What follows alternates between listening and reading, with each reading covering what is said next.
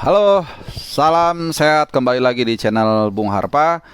Dan gua sudah kembali ke sangkar burung gua. Setelah kemarin 3 malam ya, tiga hari 2 malam gua di Bandung karena nobar dan juga ada urusan. Kali ini gua sudah kembali ke tempat yang lo tentunya semua familiar ya. Oke, seperti janji gua walaupun sedikit molor, gua akan kembali mengupdate informasi-informasi terbaru terkait dengan tentunya sepak bola di seantero dunia, khususnya Eropa ya. Ada banyak banget berita-berita menarik, banyak banget karena kalau musim panas seperti ini, maka isu-isu itu berseliweran. Ada yang setengah matang, ada yang matang, bahkan juga ada yang spekulatif ya. Jadi gua akan mengambil sari-sarinya aja. Artinya yang kira-kira minimal setengah matang lah, atau sudah memang confirm tapi belum 100% itu akan coba gua angkat juga ya. Kalau memang ya isunya cukup kuat lah gitu. Oke, kita mulai dari Inggris. Ini hanya penguatan dari berita sebelumnya. Jadi Perisic ini sudah resmi ya, berseragam Spurs, dan dia dikontrak selama 2 tahun sampai dengan 2024, dan ini akan jadi pembelian yang sangat menarik ya, karena kalau kita melihat Spurs musim depan akan banyak bermain di banyak kompetisi. Jadi mereka perlu tambahan amunisi juga ya, dan ini gratis ya, 33 tahun. Dan menarik kalau kita lihat Perisic meninggalkan Inter, dia 7 tahun di Inter, tapi sebenarnya baru di akhir-akhir tahun dia bisa memberikan gelar bagi Inter Milan. 2 tahun terakhir, iya 1 tahun lebih terakhir lah mungkin ya. Jadi Serie A dia dapat tahun lalu, kemudian Supercoppa dan juga Coppa Italia. Bahkan di final di Coppa Italia dia mencetak 2 gol ya, 1 dari free kick dan 1 dari tendangan dari luar kotak penalti, dan dari 2 kaki yang berbeda. Jadi selamat buat Perisic, dan juga ini meneruskan tradisi gelandang-gelandang Kroasia ya, atau pemain-pemain Kroasia yang pernah bermain di Spurs. Kalau lu ingat dulu ada Luka Modric yang sekarang jadi tulang punggung dari Madrid, dan juga Niko Kranjčar nggak terlalu sukses tapi ya. Dan juga banyak pemain Kroasia yang sudah pernah rumput di Inggris. Ada Davor Šuker, kemudian juga Alen Boksic, dan banyak lagi pemain Kroasia. Oke, semoga sukses ya. Kemudian Mason Mount, ini isu yang cukup hangat dan panas karena banyak klub yang menginginkan dia. Salah satunya Erik ten Hag dari MU. Mason Mount ini sebenarnya pemain asli didikan Chelsea dari umur berapa, 7 tahun atau 8 tahun lah, lagi kecil dia benar-benar memang childhoodnya tuh Chelsea, sampai akhirnya sukses merebut Liga Champions dan berbagai gelar lainnya. Cuman memang di Chelsea ini pemain yang gajinya paling rendah, 88 ribu per pekan. Ini kecil. Kenapa kecil? Karena gue masih ingat dulu aja zaman Beckham dan Kane masih di MU main ya, tahun 90-an pertengahan. Itu gaji mereka aja 50 ribuan per pekan. Bayangkan itu 25 tahun yang lalu. Sementara sekarang dengan status yang hampir sama bintang, dia hanya digaji 88 ribu per pekan. Jadi, dan kontraknya habis 1 tahun lagi, sehingga banyak klub yang mencoba untuk menawar dia karena memang performanya sangat bagus lah gitu ya. Dan bayangkan dengan gaji segitu klub nawarin 3 kali lipat aja kan sebenarnya masih 200 ribuan, sementara kayak Salah aja minta 400 ribu lebih ya di Liverpool ya. Jadi kita akan lihat. Cuman katanya sih dia mau bertahan di Chelsea. Kita akan lihat, dalam sepak bola apapun bisa terjadi. Masih dari Liga Inggris, kombinasi dengan Italia, dari Arsenal, Maitland Niles, kalau lo tahu ini pemain pinjaman di Roma yang kelihatannya kurang sukses ya, akan kembali ditarik atau dikembalikan Roma ke Arsenal, bukan ditarik. Arsenal sih mungkin nggak butuh dia ya saat ini. Kalau gua punya standing point, ya ini yang gue bilang di awal, selain roundup gue akan berikan standing point gue. Sebenarnya kalau gue jadi dia kan kelihatannya agak sedikit ada declining ya permainannya, baik di musim lalu di Arsenal dan juga musim ini di Roma. Kalau gue jadi dia, gue nggak akan bermain di Arsenal dulu. Kalaupun tetap statusnya pemain Arsenal, mendingan dipinjamkan. Jadi dipinjamkan ke klub yang rutin memainkan dia, entah mungkin di Leicester, di Wolves atau apapun itu. Atau mungkin Wolves ya, karena sepeninggal Adama Traore kan mereka mungkin belum punya pengganti yang sepadan ya. Mungkin bisa ke klub yang intinya memainkan dia secara reguler untuk membangkitkan kepercayaan diri dia, touch dia, sehingga kalau nanti setahun dia bisa kembali tampil bagus, bisa kembali ke AS Arsenal kalau memang dia menginginkan dan bisa mencoba merebut tim inti itu ya dari Netherlands Lies. Kemudian timnas Inggris. Nah, ini menarik ya. Mereka akan berhadapan dengan Hungaria. Jadi ini mungkin agak berita trivia ya. Sementara Hungaria kan waktu di Euro 2020 lalu kalau lu ingat mereka penontonnya itu banyak yang rasis ya. Kalau nggak salah satunya itu ke Jude Bellingham sama Jadon Sancho juga kalau nggak salah ya, dengan pemain kulit hitam lah. Sehingga akhirnya UEFA memban mereka, tidak boleh ada pertandingan tanpa penonton 2 atau 3 pertandingan. Nah, Inggris protes karena ini kok ada 30.000 tiket atau penonton yang akan datang. Ternyata Hungaria ini tricky juga ya, karena dia menggunakan ada salah satu pasal karet di aturan di regulasi UEFA, bunyinya begini, nih artikel nomor 73. Children up to the age, gua akan translate ya langsung ya. Anak-anak sampai dengan umur 14, baik dari sekolah maupun yang tergabung di sekolah sepak bola, football akademis ya, itu bisa datang ke pertandingan secara gratis, tapi if they are accompanied by an adult. Jadi kalau harus ditemani oleh orang yang dewasa.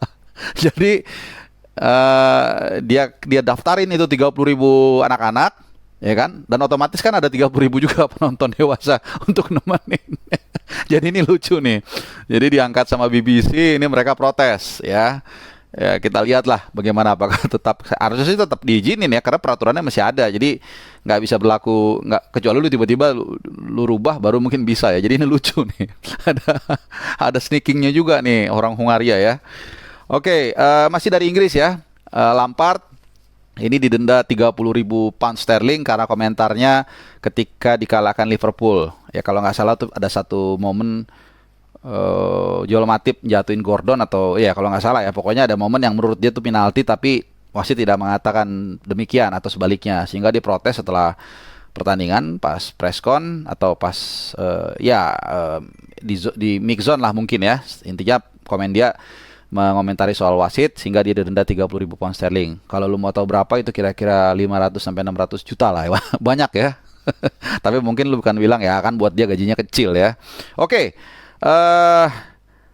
Ya tadi masih soal. Nah, kembali lagi ke Chelsea ya. Kembali lagi ke Chelsea. Jadi kemarin, kurang lebih kemarin atau 2 hari lalu ya, kemarin. Itu sudah resmi ya. Jadi udah tanda tangan, udah fix bahwa Chelsea beralih dari Abramovich ke Todd Boehly.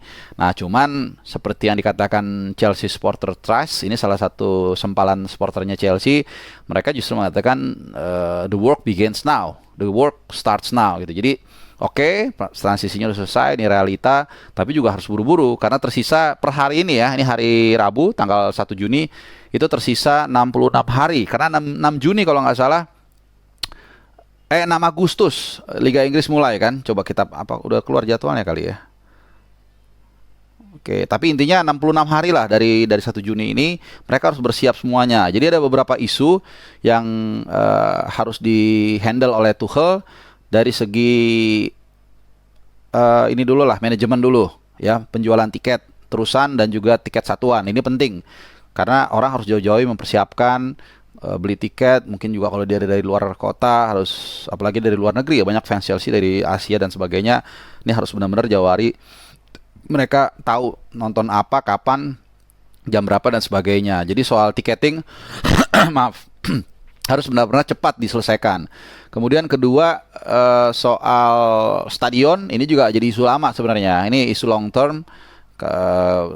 Kapasitas Stamford Bridge itu 42.000. Gue pernah bahas kemarin di video saat pembelian dari Roman Abramovich ke Todd Boehly bahwa Stamford Bridge ini salah satu stadion dengan kapasitas paling kecil ya, terutama di jajaran klub-klub besar Liga Inggris, hanya 42.000. Dan sering gua katakan, mungkin kalau lu yang belum nonton video gua soal pembelian Chelsea itu, saat gua tinggal di sana pun di Inggris, isu untuk merenovasi atau memindahkan stadion ini selalu mentok ya, sehingga jadi susah mereka untuk memboost pendapatan mereka, revenue mereka dari tiket, padahal fans mereka semakin besar dan semakin luas ya.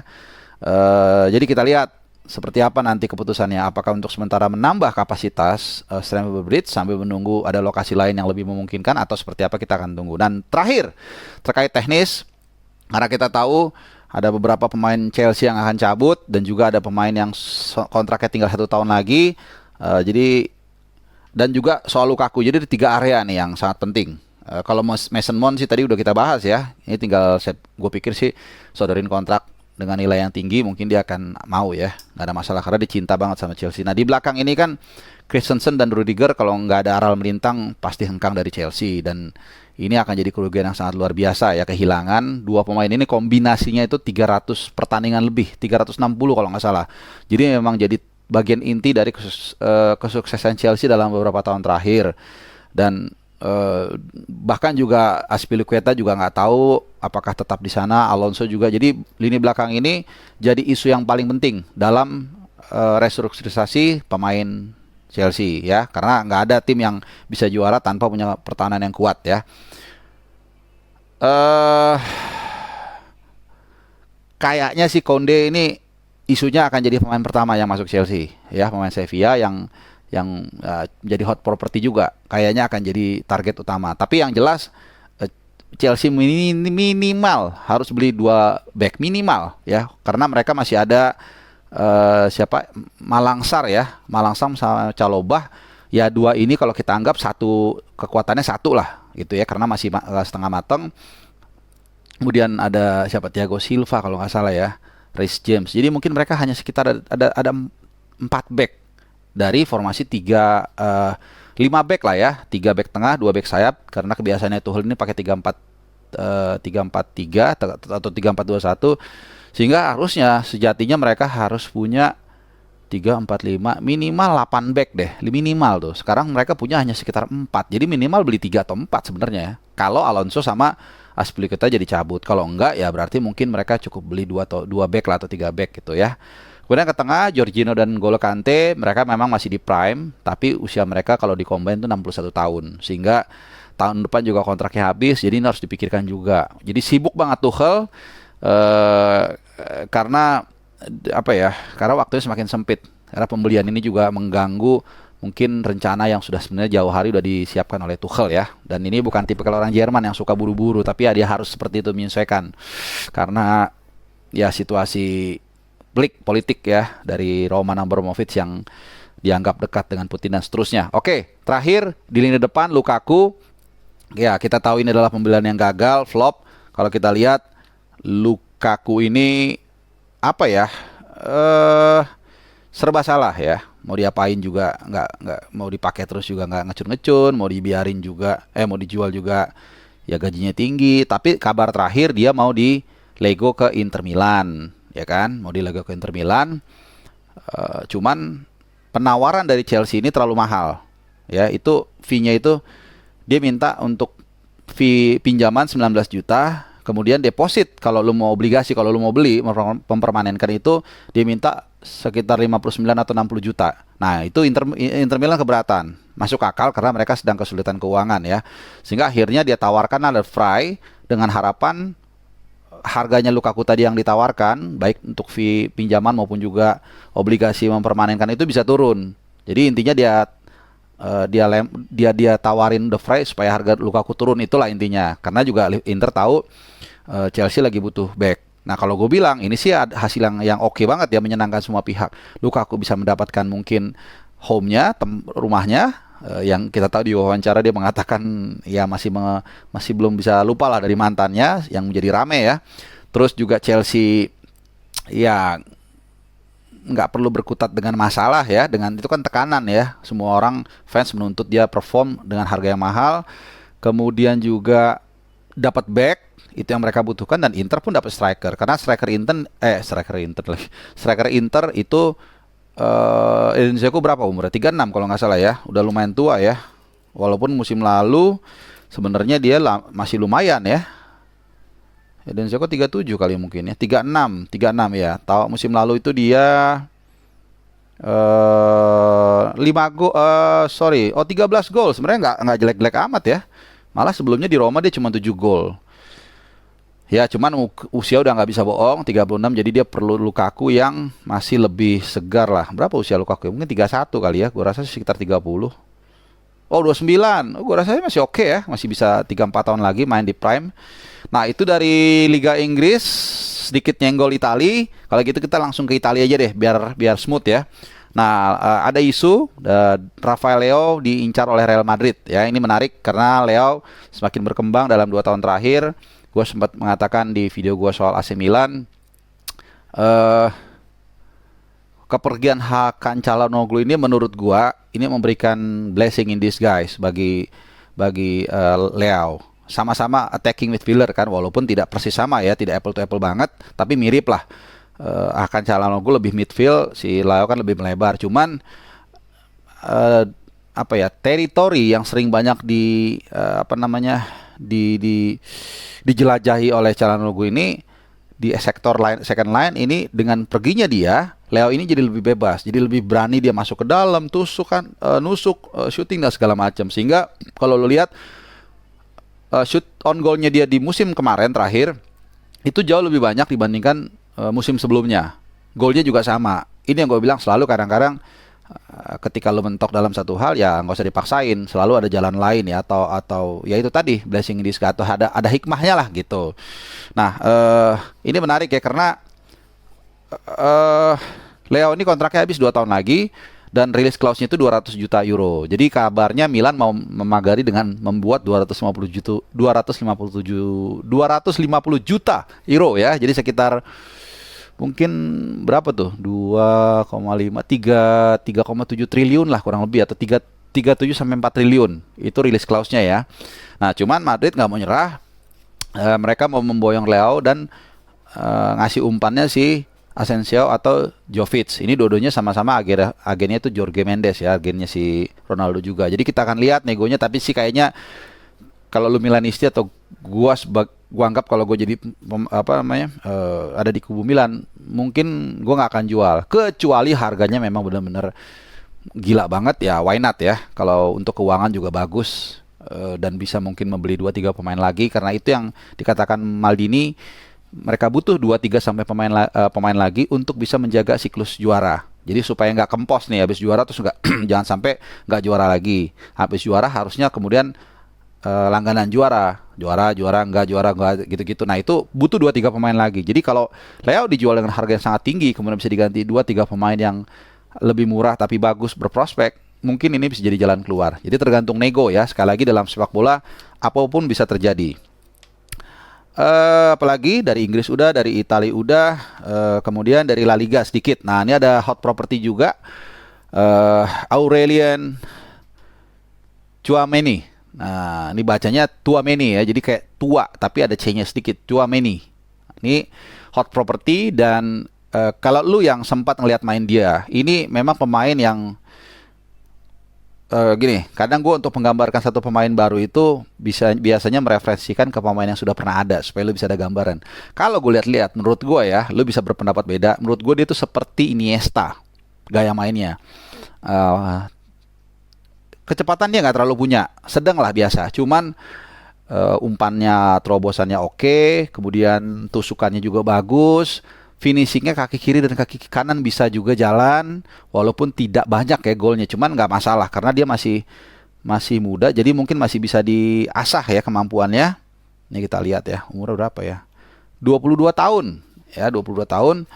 Jadi mirip gaya mainnya sama Iniesta, bukan mengandalkan kecepatan, tapi yang membedakan sedikit adalah dia lebih kuat dalam bertahan, jauh. Makanya status dia atau role-nya dia adalah defensive midfielder. Cuma sebenarnya bisa seperti Iniesta yang naik-naik ke depan, ngebuka ruang, ngasih umpan dan sebagainya. Passingnya juga oke banget. Nah, jadi Madrid ada di pole position.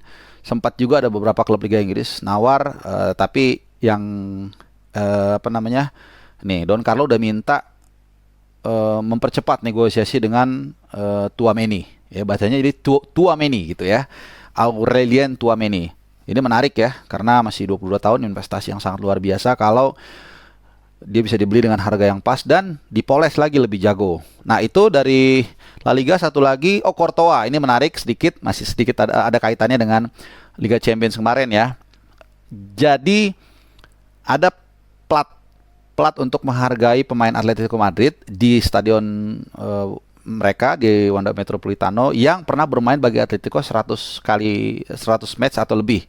Nah, Courtois kan udah 100 match lebih ya, jadi ada namanya di sana. Cuman kemudian dicopot oleh fans dan memang sudah diberikan lampu hijau oleh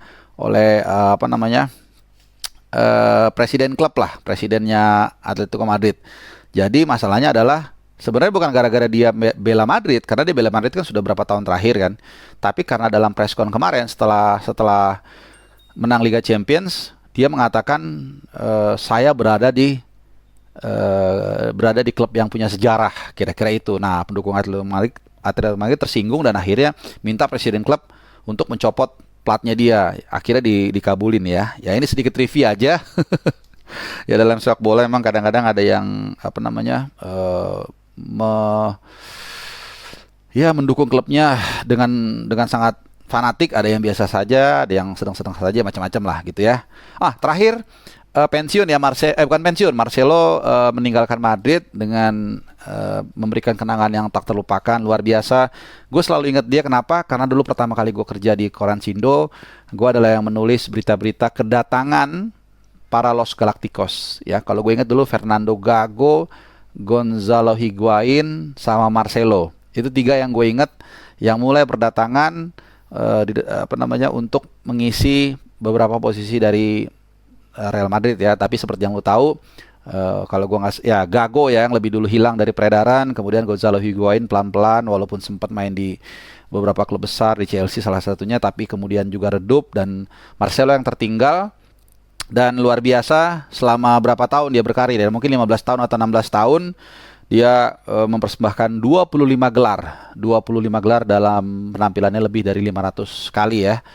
Dan berapa Liga Champions dia dapat ya? 2004, 2006, 3, 4, 5 ya. 5 dari 2014, 16, 17, 18 dan 2022. Walaupun 2022 dia nggak tampil di final ya. Tapi sebagai kapten dia diberikan kehormatan untuk mengangkat trofi.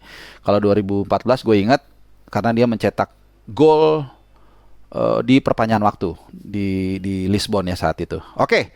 Ini roundup gue dulu, lumayan lama ya, semoga nggak bosen karena merangkum banyak isu-isu yang penting, dan juga sekali lagi gue berikan pendapat gue, pandangan gue terkait isu tersebut supaya juga ada yang menarik ya. Dan setelah ini gue akan bahas soal kericuhan di Stade de France. Agak sedikit mundur, mudah-mudahan nggak basi, tapi banyak yang akan pelajaran ataupun benang merah yang bisa kita ambil dari kejadian tersebut supaya juga mungkin tidak terulang di kemudian hari, dan terutama untuk sepak bola kita kalau memang ingin diambil pelajarannya. Oke, terima kasih untuk udah nonton video gua. Selamat juga selamat datang bulan Juni nih, tepat hari Pancasila ya, tanggal 1 Juni hari Rabu. Jadi semoga bulan ini memberikan banyak berkat buat kita semua ya. Oke, terima kasih. Salam sehat. Ciao.